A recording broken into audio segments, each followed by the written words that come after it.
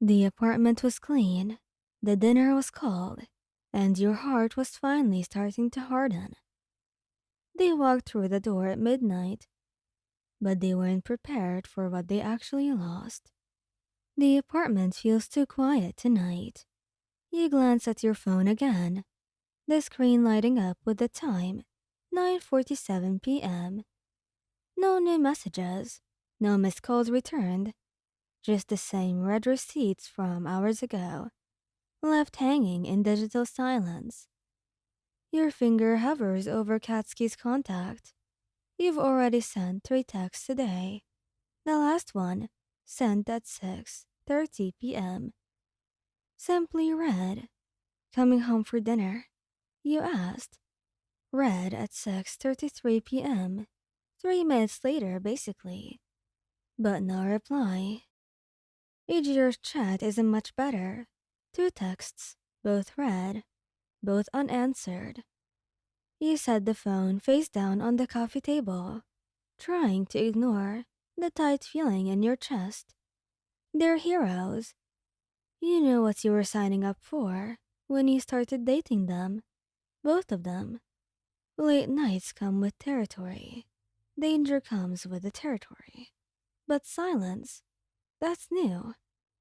The past 2 weeks have been like this, ever since that massive villain attack.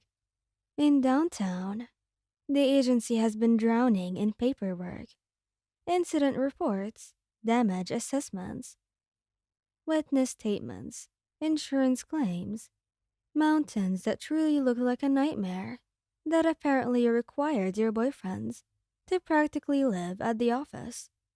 You understand. You really do. But understanding doesn't stop you from missing them, from wanting to hear Katsuki's rough voice telling you about his day, even if half of it is him complaining about incompetent extras, from wanting to feel Ijiro's arms around you. His easy smile makes everything lighter. Your phone buzzes. Your heart jumps. Turns out it's just a notification from a shopping app. You sink deeper into the couch, pulling the blanket tighter around yourself. The apartment is clean. You stress cleaned it yesterday. Dinner is wrapped up in the fridge. You'd made their favorites, hoping they'd come home, which they didn't. Another glance at your phone.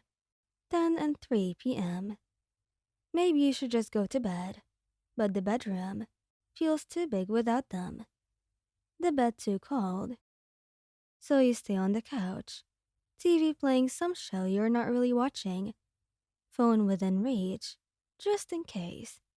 Even though you know in the back of your head that they're never going to respond. Your eyes were getting heavy. You should move, should brush your teeth, change into actual pajamas, instead of Ijiro's old hoodie and Katsuki's sweatpants. Should do a lot of things. But you're tired, so exhausted. The TV drones on. Your eyes slip closed. Just for a minute, you tell yourself. The hell? Katsuki's voice cuts through the fog of sleep, rough and sharp, even when he's trying to be quiet. Dude, keep it down. Ijiro whispers. Don't wake them. I'm not loud. You're loud, Chidier. You're literally always loud, bro. You're aware of them in that strange, half-asleep way, consciousness slowly filtering back. There are hands on you, gentle and careful. The smell of Katsuki's cologne, spicy and cedar. The familiar scent of Ijiro's sandalwood body wash. Why the hell are they on the couch? Katsuki's voice is closer now, and despite his words, his touch is achingly tender as he brushes hair from your face. There's food in the fridge, Ijiro says softly, and you can hear him moving around the kitchen.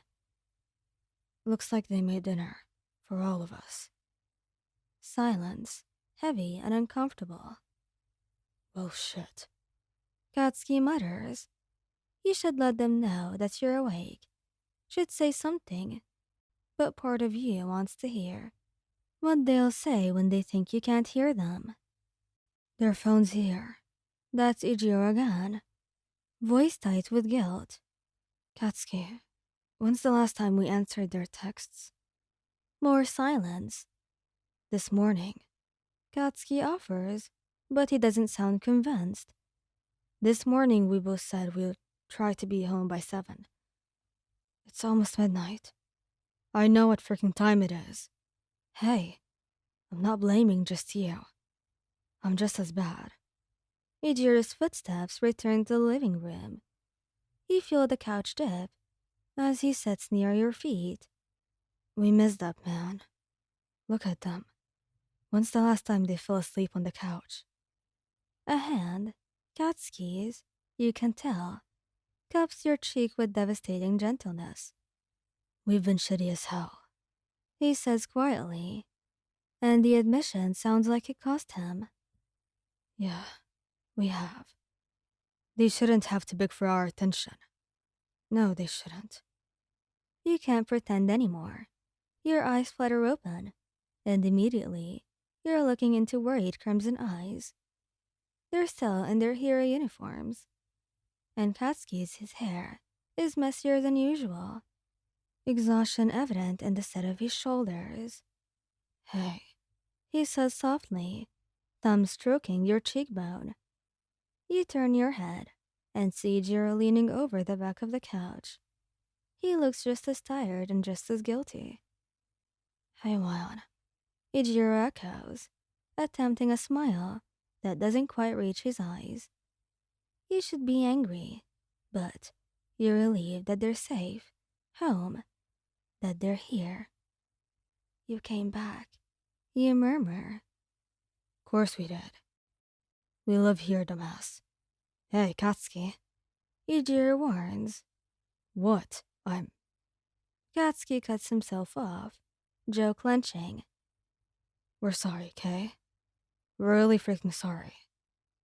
Ijiro comes around the couch, kneeling beside it so he's at eye level with you. We got so caught up in our work that we didn't notice what time it is. That's not okay. And that's on us. I just missed you. You admit. Oh, babe, we missed you too. Then why didn't you answer? You asked. The question slips out smaller than you intended. Katsuki's expression does something complicated. Guilt and frustration, and self-directed anger, all warning for dominance. Because we're idiots who don't deserve you. Hey, speak for yourself. Ijiro tries to joke, but his grip on your hand is almost desperate. But yeah, we are idiots. No excuse. We should have made time. Should have at least answered your texts. We're going to do better, Katsuki says firmly. Starting now. Starting with us carrying your ass to bed, and making sure you actually sleep somewhere comfortable. Despite everything, you smile. I'd like that. This couch isn't really comfortable. That's great. Bakugo slaps his arms around you, lifting you easily. Because you're stuck with us, and we're not screwing this up again. Never again. Ijiro promises, following you both toward the bedroom. Unwrapped in their warmth, their presence, their love, you believe them. Thank you guys for listening. I hope you like this video. Please don't forget to subscribe, like, and share. And goodbye.